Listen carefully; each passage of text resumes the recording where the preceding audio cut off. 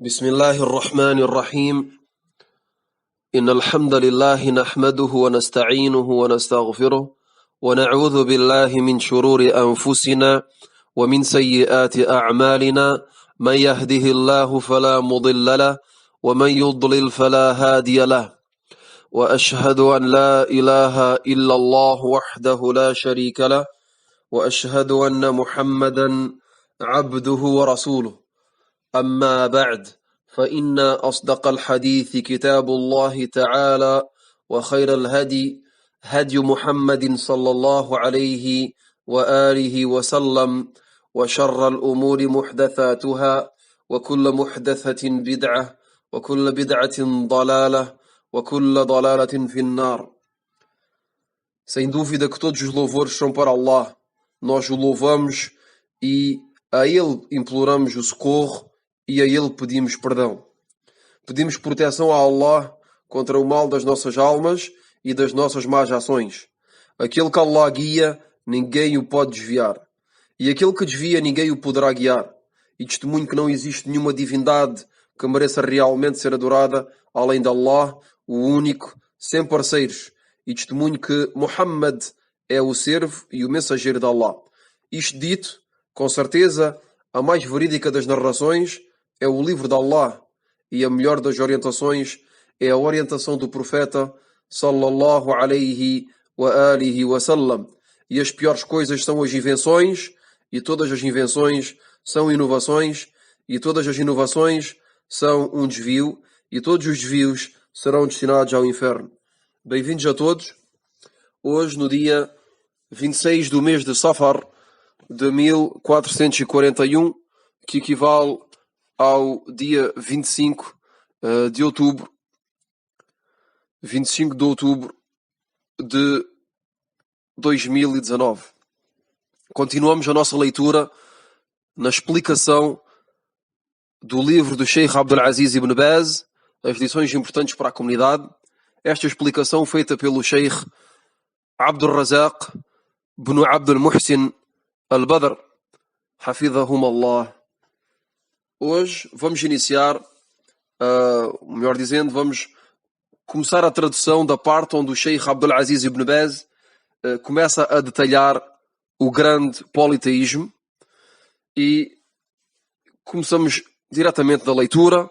O Sheikh Abdul Razak diz: يقول الشيخ قال رحمه الله تعالى: الشرك الأكبر يوجب حبوط العمل، أي بطلان العمل كله، كما قال تعالى: ولقد أوحي إليك وإلى الذين من قبلك لئن أشركت ليحبطن عملك ولتكونن من الخاسرين بل الله فاعبد وكن من الشاكرين.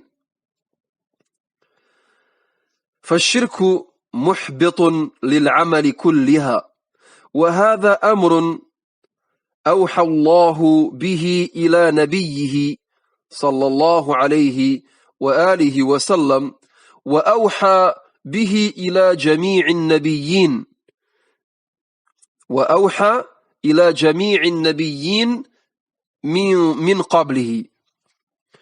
يقول الله تبارك وتعالى: ولو أشركوا لحبط عنهم ما كانوا يعملون. وذلك أن الشرك الأكبر إذا خالط العمل قل العمل أو كثر بطل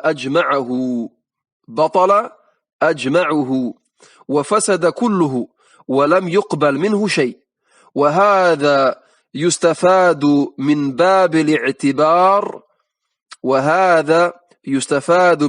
الاعتبار بالنظر في الأمور المفسدة. وهذا باب تجد كثيرا من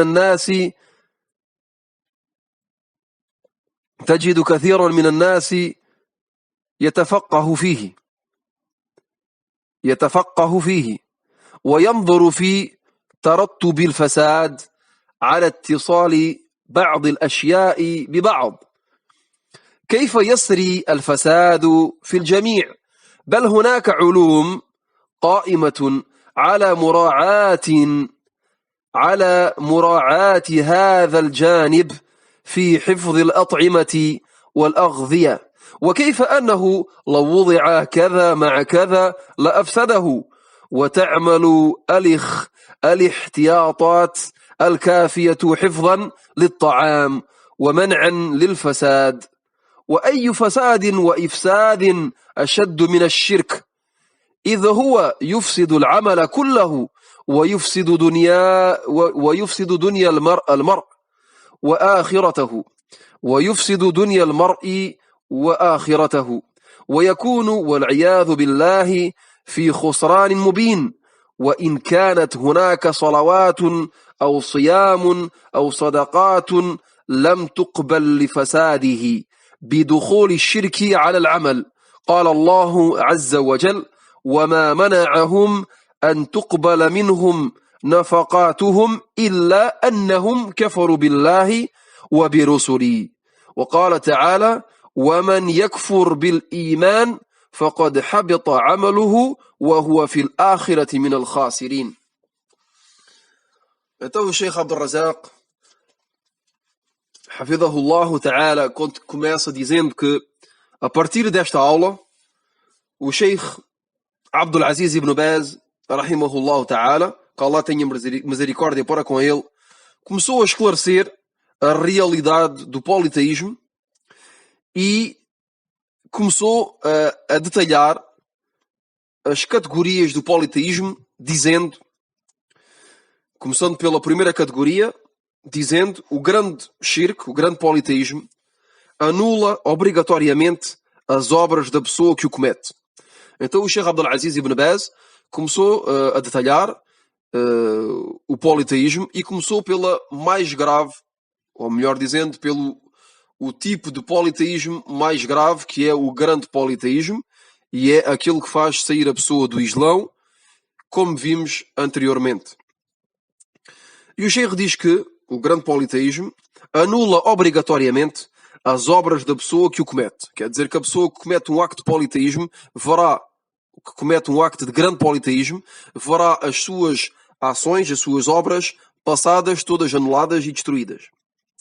Então o Sheikh diz que, quer dizer que, aqui é a explicação é o comentário do Sheikh Abdul Razak al-Badr à palavra do Sheikh Abdul Aziz ibn Baz, dizendo que quer dizer que aquele que comete o grande politeísmo, todas as suas obras serão automaticamente anuladas.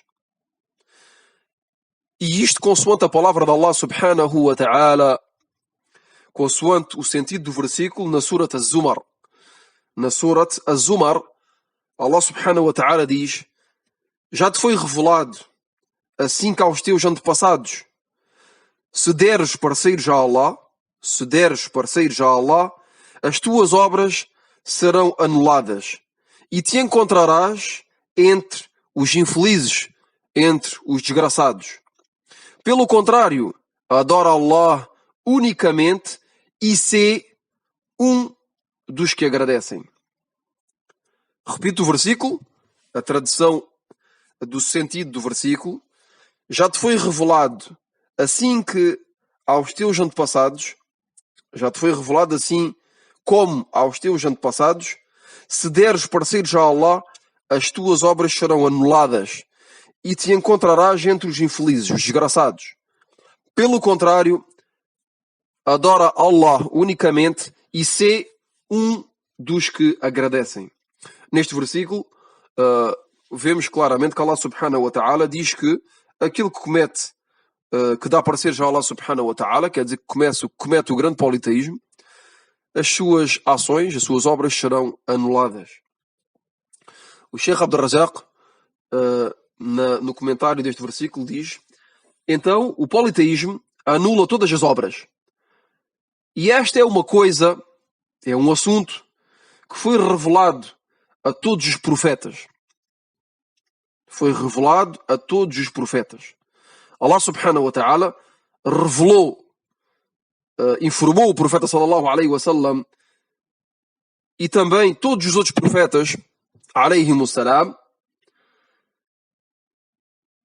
do facto que se dermos parceiros a Allah subhanahu wa ta'ala, ou se derem parceiros a Allah subhanahu wa ta'ala, os actos de tal pessoa serão anulados. E a prova do que que está a dizer o Sheikh é a palavra de Allah subhanahu wa ta'ala consoante o sentido do versículo na Surat Al-An'am.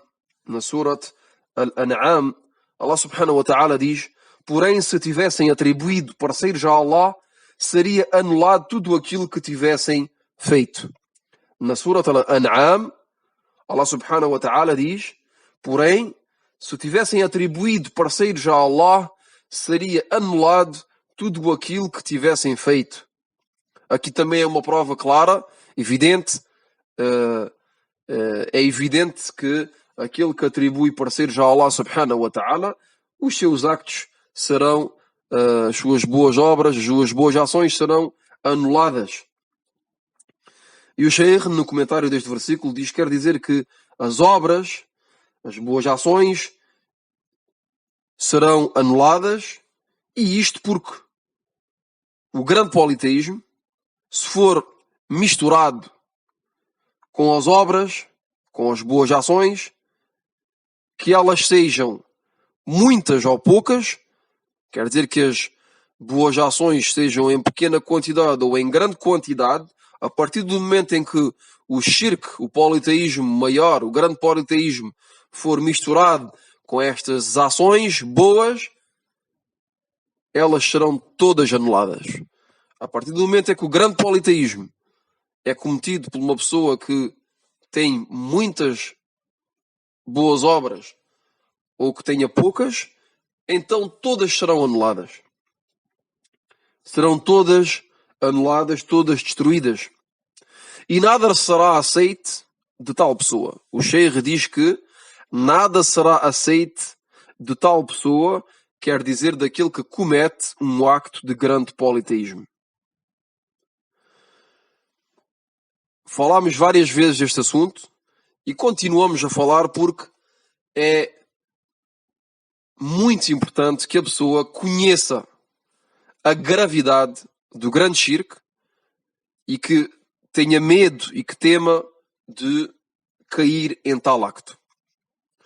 Então, aquele que fez obras e que fez boas ações e que são em grande quantidade, a partir do momento em que comete um acto de grande politeísmo, esta pessoa verá todas as suas boas ações, todas as suas obras anuladas. Como se não tivesse feito nada de bem. Tudo será anulado. Para vermos aqui a gravidade do grande politeísmo. E a gravidade do politeísmo de maneira geral.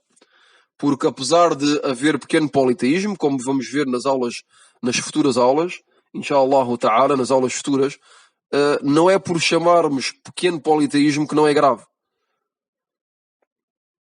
O pequeno politeísmo, apesar de se chamar pequeno, é gravíssimo.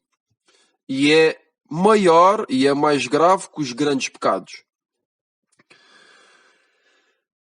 Então o Sheikh diz que tiramos deste tópico, quer dizer, deste assunto, deste capítulo, que é o grande politeísmo, e de maneira geral deste tópico que é o politeísmo, deste capítulo, tiramos um enorme benefício. E é esta a razão que nos leva a estudar o politeísmo.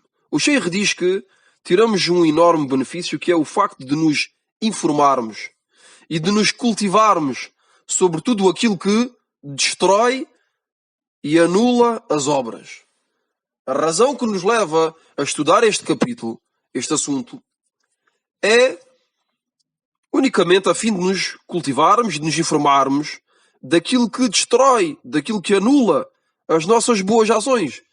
Porque nós, afinal, estamos num teste permanente nesta vida mundana, onde tentamos fazer o máximo possível de boas ações, esperando que Allah subhanahu wa ta'ala aceite de nós e que nos perdoe e que nos faça entrar no seu paraíso eternamente. Então a pessoa que está neste caminho, diretamente e automaticamente, tem de conhecer tudo aquilo que pode vir anular e destruir estas boas ações que está a fazer. Quer dizer, a pessoa está a fazer boas ações e, ao mesmo tempo, pode-as perder. E pode-as perder muito rapidamente. Porque o shirk pode acontecer muito rapidamente sem essa pessoa se aperceber. Então temos de ter muito cuidado. Então o Sheikh aqui nos diz que o benefício é o facto de nos informarmos e de nos cultivarmos sobre tudo aquilo que destrói e anula as obras, a fim de não o cometer e de não ver assim as nossas obras destruídas e anuladas. Depois o Sheikh diz que é triste de observar que as pessoas dão uma grande importância a tudo aquilo que lhes pode ser prejudicial à saúde e a esta vida mundana de maneira geral. Quer dizer que as pessoas têm muito cuidado e dão muita importância. Quer dizer que procuram conhecer e se cultivam e se informam sobre tudo o que é prejudicial à saúde. Tudo o que é prejudicial à vida mundana, de maneira geral. Tudo o que é mau para a saúde, tudo o que é mau para a riqueza deles, para as culturas, de maneira geral, tudo o que está presente nesta vida mundana. Como, por exemplo, o Sheikh dá o exemplo da alimentação.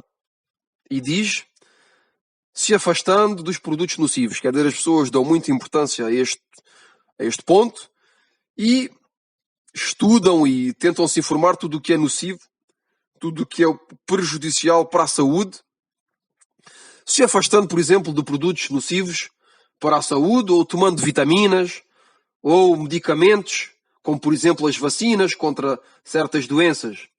E isto com a esperança de serem preservados. Quer dizer que as pessoas tomam esta cautela e aprendem tudo o que é prejudicial. Para quê? Para serem preservados de estar doentes. Isto é a intenção deles e é o que esperam de tal cautela e tal atenção que fazem e o cuidado que têm com a higiene alimentar que têm durante a vida deles. Mas estas mesmas pessoas, o Sheikh diz que, ao mesmo tempo, não dão nenhuma importância, quer dizer, estas próprias pessoas não dão nenhuma importância àquilo que é o mais precioso nas suas vidas, que são as obras, que são as boas ações. O mais importante na vida de um ser humano, de uma criatura, são as suas boas ações. Porque a vida terrestre é uma vida passageira, é um tempo de teste, e na vida futura vamos ver o resultado, os frutos deste trabalho nesta vida terrestre, nesta vida mundana. Então o mais importante é a quantidade de boas ações que a pessoa tem e, sobretudo, a qualidade destas boas ações. E, sobretudo, não as perder. Não as perder e de as preservar até à morte, enquanto a pessoa está viva. Então as pessoas dão muita importância à saúde e à alimentação para estarem bem de saúde, mas não dão qualquer importância àquilo que os vai ajudar a preservar e a proteger as suas boas ações. E, como sabemos todos, o maior inimigo das boas ações é o politeísmo. Então o Sheikh diz que tais pessoas não temem o politeísmo, que lhes destrói as obras. O politeísmo destrói e anula todas as ações. Que sejam orações, que sejam esmolas, que sejam jejum, que sejam as peregrinações e todos os outros tipos de adorações, todos os outros tipos de obras piedosas. E a prova do que o Sheikh está a dizer é a palavra de Allah subhanahu wa ta'ala na Surat At-Tawba, consoante o sentido do versículo. Allah subhanahu wa ta'ala diz: as suas caridades, as esmolas, não são aceites por causa da sua incredulidade em Allah e no seu mensageiro. As suas caridades, as suas esmolas, não são aceites por causa da sua incredulidade em Allah e no seu mensageiro. E porque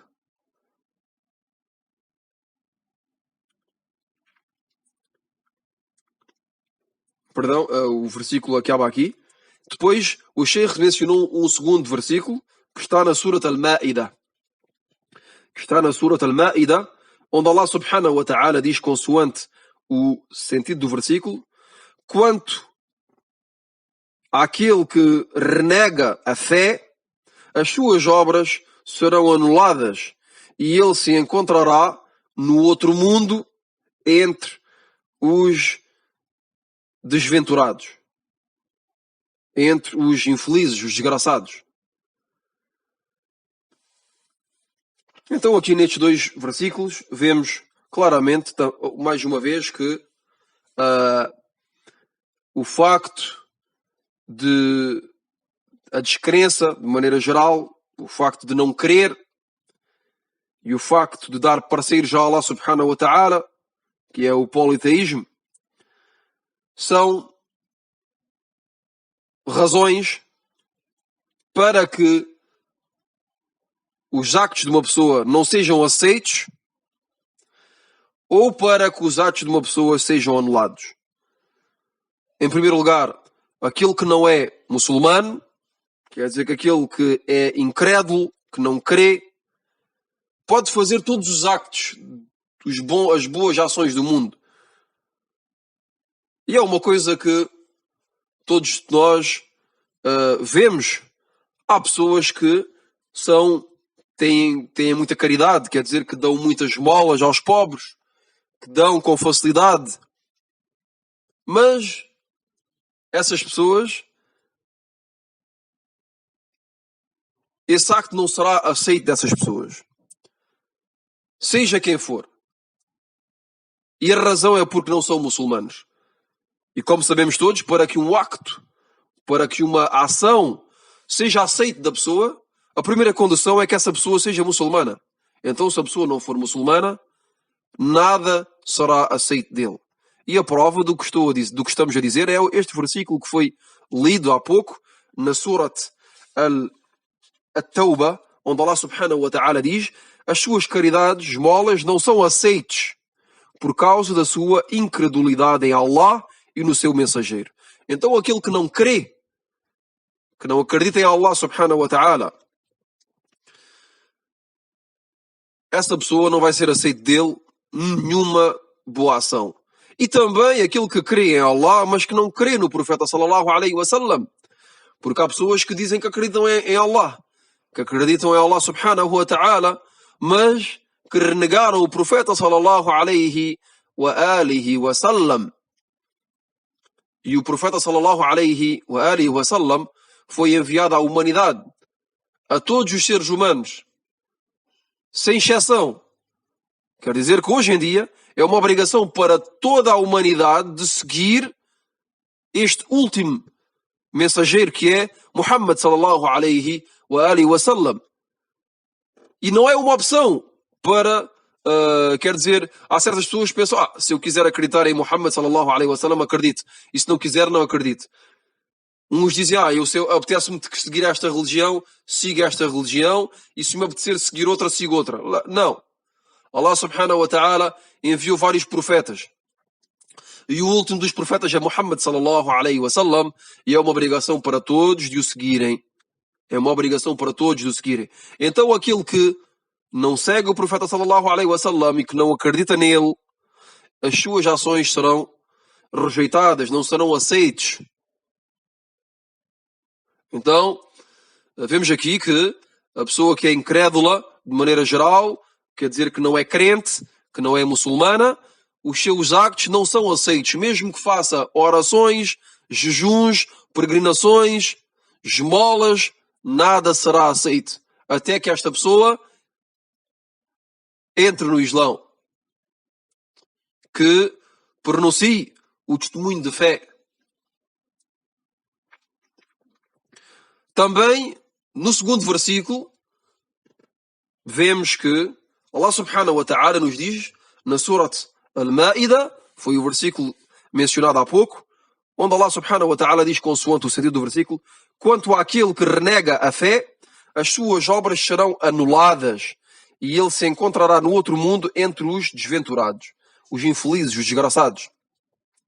Este versículo aqui nos mostra que aquele que comete um acto de descrença, quer dizer, um acto de politeísmo, Allah subhanahu wa ta'ala diz aquele que renega a fé, quer dizer que renegou depois de a ter pronunciado. Então, aquele que comete um acto de politeísmo, de grande politeísmo, ou que renega a sua fé, então os seus actos serão anulados. Esta pessoa sai do Islão depois de ter entrado. A pessoa sai do Islão depois de ter entrado. Por isso temos de ter muita cautela, temos de ter muito cuidado, porque o Islão entramos de maneira simples, é uma crença, mas é também perigoso, porque através de um acto podemos sair do Islão.